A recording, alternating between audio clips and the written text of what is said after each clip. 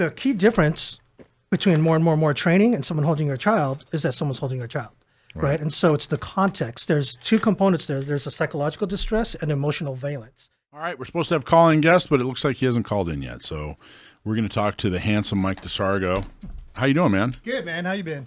Excellent. How have you been? How's business? How's life? Life is good, man. Been on the road, heading out to Puerto Rico this coming weekend to work with some of their law enforcement with Rob Pincus. Hey, I know Rob Pincus. Yeah. We'll be doing some team teaching out You there. know, every time I talk about Rob Pincus, do you remember that movie Armed and Dangerous with John Candy? Remember they went to that party and they made up names, you know? Yeah, One of them was Pincus. And I always think about that.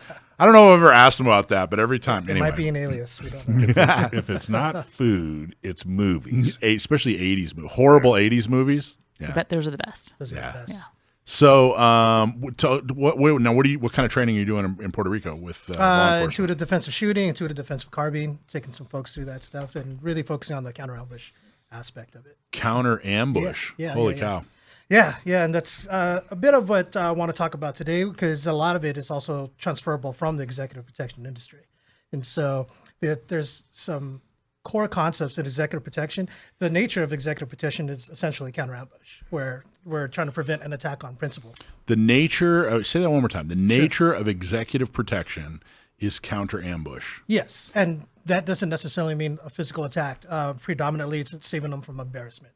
And so there's some preventive things. Saving who from embarrassment? The principal or our client. Really? Like, what do you mean? What kind of embarrassment? There may be some things. For example, issues with paparazzi, they may not. And there's also fans that come up to celebrities, and they don't want to burn those bridges. So oftentimes it's the executive protection agent that will intervene, so the actual client doesn't have to say no or reject that person. Gotcha. And oftentimes that client will tell the agent to know it's okay.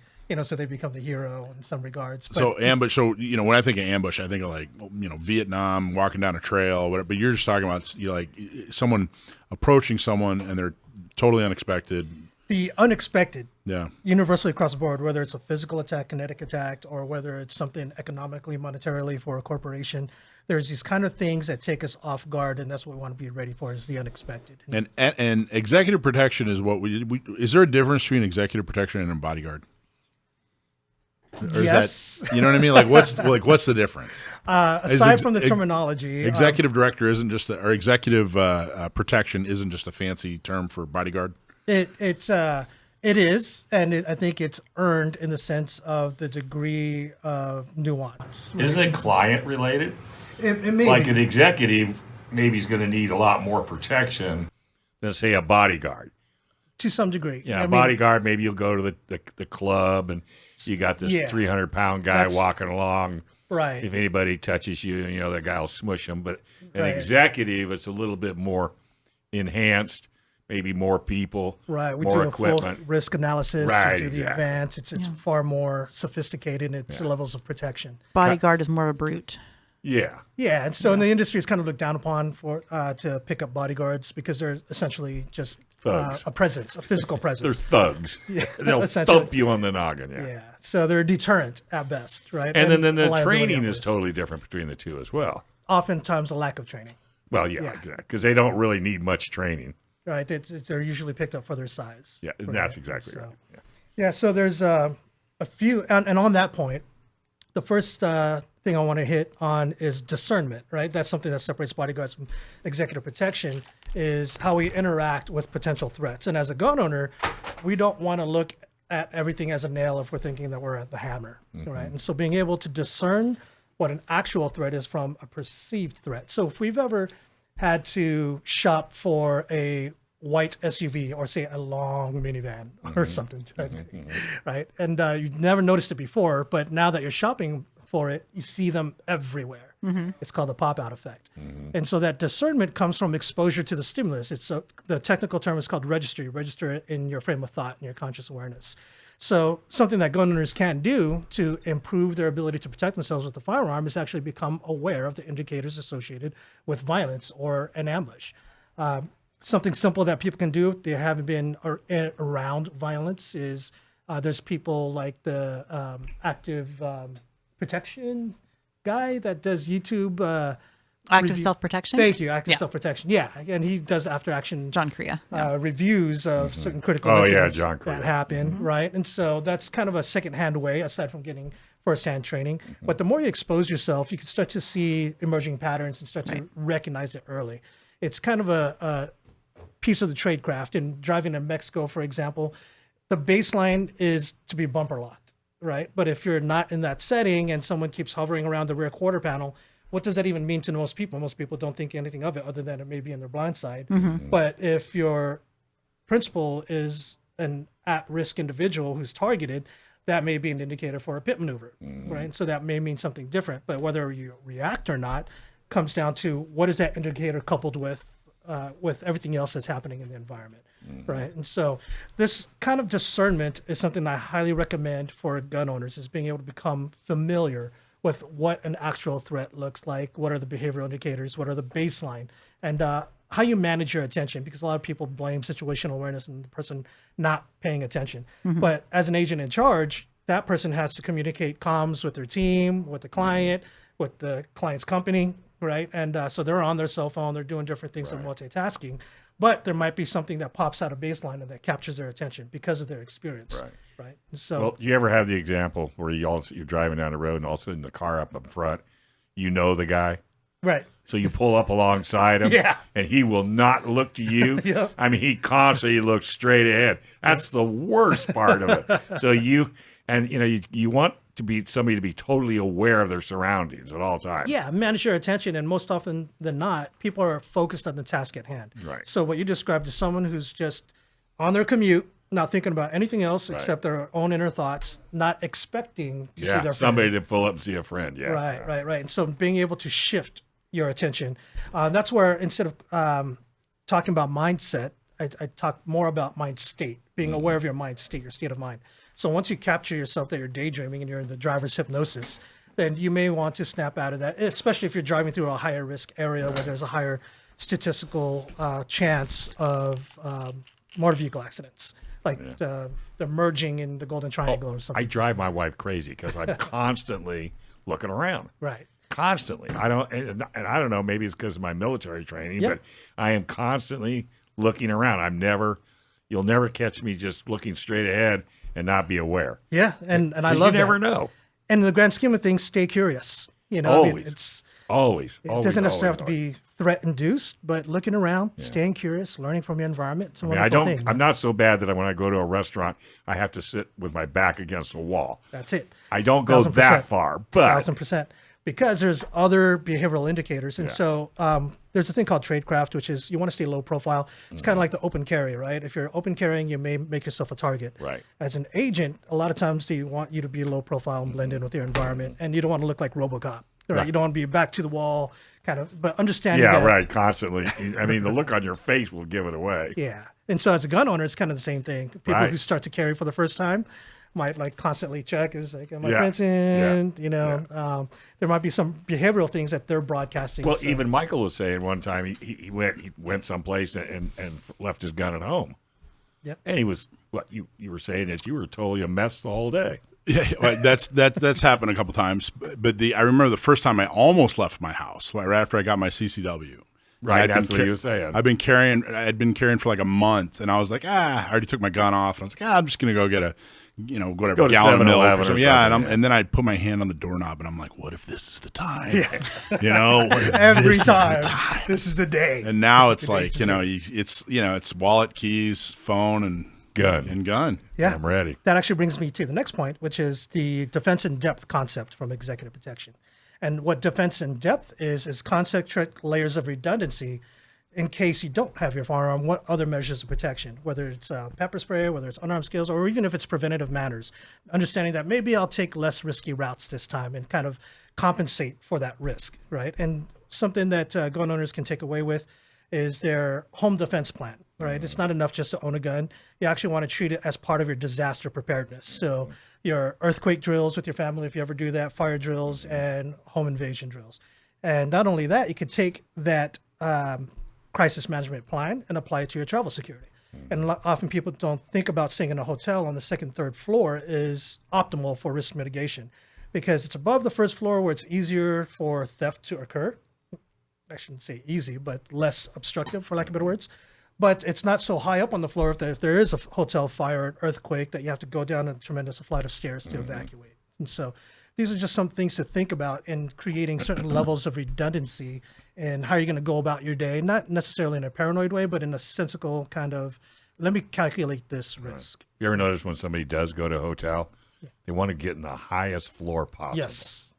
I never understood I that. stayed on the one time in my life that I remember, at least as an adult. I stayed on the ground floor in a hotel, and it wasn't too long ago. It was a couple years ago, and somebody tried to open the door.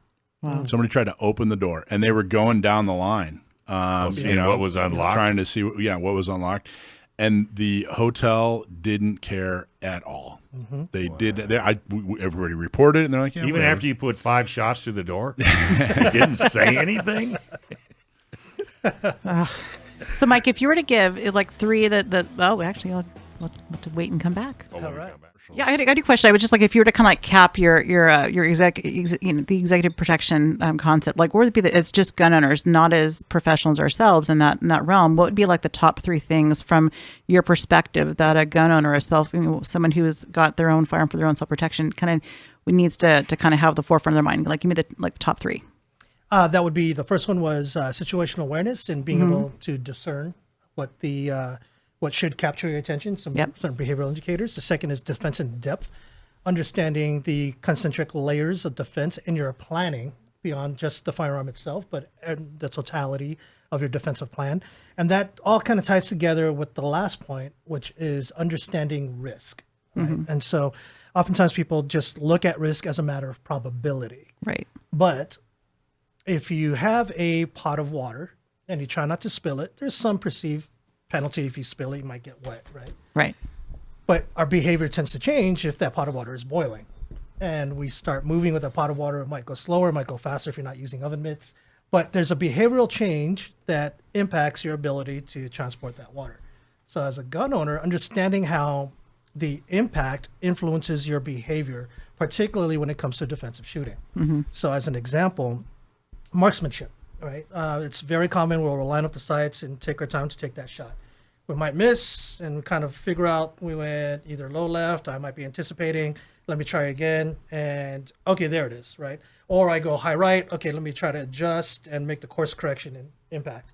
A blind risk that happens there is a false sense of improvement because you're actually not learning how to shoot that shot from that position on your first attempt.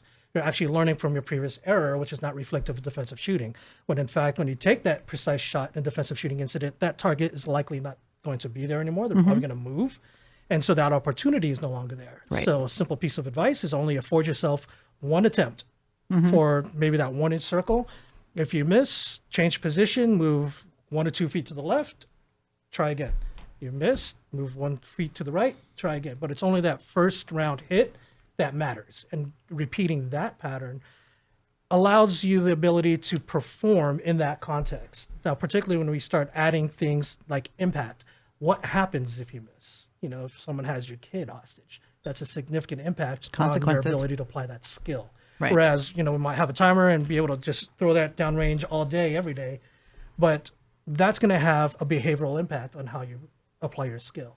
So that's something to consider, that there are certain blind risks that is not often communicated as a gun owner that I think that should be talked about more, and how we can take steps to remediate those blind risks. So you bring up a good point. Yeah. Just shooting down range at a target is one thing. But if somebody's got your child, would the only way to overcome that is with more and more and more and more training? Because the shock of somebody having your child, right, I think would throw everything off. 1,000%. Yeah. So the key difference between more and more training and someone holding your child is that someone's holding your child. Right. And so it's the context. There's 2 components there. There's a psychological distress and emotional valence. There's also the processing of information. So those 3 factors, how much of that do we practice over and over and over again? And so that comes down to your training method. How do we introduce some level of cognitive load where you didn't know you were going to have to take this critical shot, right? Because out of nowhere, the gunfight happens, the guy ducks, sees your kid, grabs him. You didn't know he was going to do that, right? And he's holding them center mass. Now he's holding them. Now you got to make a decision. right? And so there's kind of cognitive load, there's kind of emotional valence. There are certain psychological impacts. I kind of like taking an M. Night Shyamalan approach to training my students. And because it is M. Night Shyamalan. Yeah. What is That's that? what I like. The That I plot don't- twist, right? The unexpected. We started the talk with the unexpected. And so this only works if it's not expected. I was going to say that dude didn't have guns in any of his. Like think of how many movies he made where someone with a gun would have solved all their problems, right? Like that stupid Alien movie. Just shoot the guy. Why are they hitting him with a baseball bat? Shoot him. Anyway, I'm sorry. Go ahead. Oh, it's all good. It's all good, man. I agree 1,000%. But yeah, that's a plot twist. If you had a gun, it's like, hey, it's a 2-minute movie. Fantastic. Yeah, but if somebody's got your kid, you may drop your gun because they've got your kid. Many people's first And inclination. then he shoots you. Right, and that would be not the wisest decision. No. Right? So it's about calculating risk. Like, what are my odds here? Am I going to Yeah. trust the will of a bad guy Yeah. to suddenly become peaceful? And how many kids do I actually have? Right. Are we Philip Rivers? Yeah, I figured Mike would get a kick out of that. So, Mike, I have a question for you. Yeah. So, like listening to you talk and kind of give your thoughts. I'd love to hear you just speak and just your philosophy to things and how you process things and all this information is fantastic. I'm curious. You're going to be holding a course or class at the gun show, right? And so it's different than executive protection, though. So can you share a little bit about that, about what you're going to be discussing at the gun show, so we know what to look forward to when we get there? Yeah, I got about 50 minutes to introduce the carbine to people. I get a lot of interest with the intuitive defensive carbine. Now, if people that don't know, what is a carbine? A carbine is essentially a rifle that may be short to some degree. Not sawed off. No, nothing like that. But Not in California. 16 inches. And there are people that still have legal AR pistols in California, so that may qualify as a carbine. But it also applies to standard 16-inch rifles as well.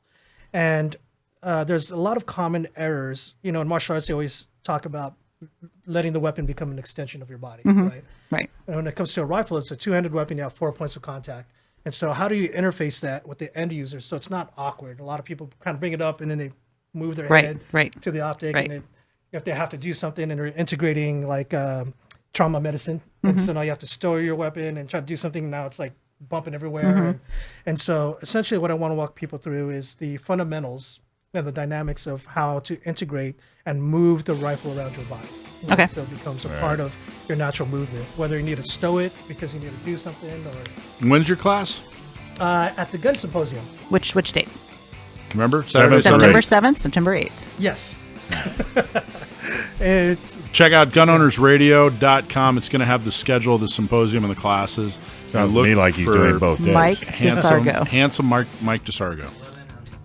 11 o'clock on Saturday. There All right, you go. very good. Prime There it time, is. Mike. Thank Good you. job. Thanks, buddy. Awesome job. You're a good instructor. You really can get it out, and for the layman, and I appreciate that. Thanks for watching this clip from Gun Owners Radio. If you're watching mainstream media, you're not getting the truth about guns. Gun Owners Radio is the easiest way to stay on top of the Second Amendment fight, the fight for your self-defense rights. You can watch our live stream on YouTube every Sunday from 4 to 6 p.m. California time, or if you're in San Diego, AM 1170, FM 96.1, The Answer. We're also available on your favorite podcast platform. Just search Gun Owners Radio and you'll find our show. Like and subscribe to help defend and restore the Second Amendment, not just in California, but across the country.